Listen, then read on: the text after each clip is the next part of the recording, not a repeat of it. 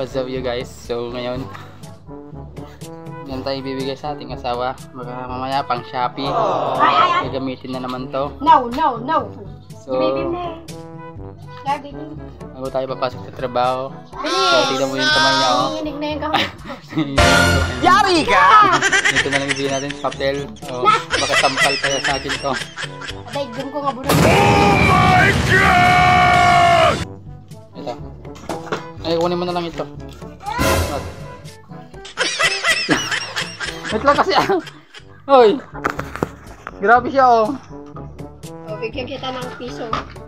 Binigay ko yung isa, 1K. Ngayon, ipapalit sa akin ito. Grabe siya oh. So, shout out sa ating lahat. So, huwag yung kakalimutan. Just follow more. Ano ba hinihintay mo? Follow na. Yari ka!